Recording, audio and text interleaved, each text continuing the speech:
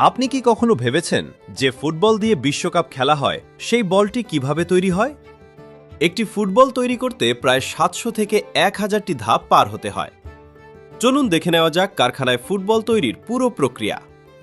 প্রথমে ফুটবলের বাইরের অংশের জন্য বিশেষ ধরনের সিনথেটিক চামড়া বা পলিইউরেথিন শীট প্রস্তুত করা হয়।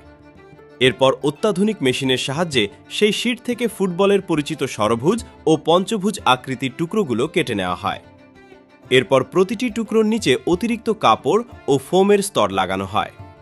এই স্তরগুলো ফুটবলকে নরম, টেকসই এবং নিয়ন্ত্রণে সহজ করে তোলে। তারপর শুরু হয় সবচেয়ে গুরুত্বপূর্ণ কাজ, সেলাই।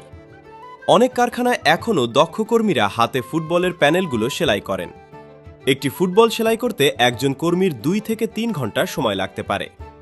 আবার আধুনিক কারখানায় থার্মাল বন্ডিং প্রযুক্তি ব্যবহার করা হয়, যেখানে আঠা ও তাপের মাধ্যমে প্যানেলগুলো জোড়া লাগানো হয়।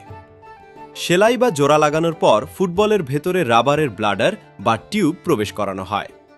এই ব্লাডারই বাতাস ধরে রাখে এবং বলকে গোলাকার আকৃতি দেয়। এরপর বলটিতে নির্দিষ্ট পরিমাণ বাতাস ভরা হয়। কিন্তু কাজ এখানেই শেষ নয়। প্রতিটি ফুটবলকে কঠোর মান নিয়ন্ত্রণ পরীক্ষার মধ্য দিয়ে যেতে হয়। বলের ওজন, গোলাকৃতি, বাতাস ধরে রাখার ক্ষমতা এবং লাফানোর উচ্চতা সবকিছু পরীক্ষা করা হয়। যে ফুটবলগুলো পরীক্ষায় উত্তীর্ণ হয় সেগুলো পরিষ্কার করে প্যাকেটজাত করা হয় এবং বিশ্বের বিভিন্ন দেশে পাঠানো হয়। মজার বিষয় হলো, একটি বিশ্বমানের ফুটবল তৈরিতে কখনো কখনো কয়েকদিন পর্যন্ত সময় লাগে। তাই পরের বার যখন ফুটবল খেলবেন তখন মনে রাখবেন, আপনার পায়ের সামনে থাকা সেই বলটি তৈরি করতে অসংখ্য মানুষের পরিশ্রম এবং শত শত ধাপ অতিক্রম করতে হয়েছে।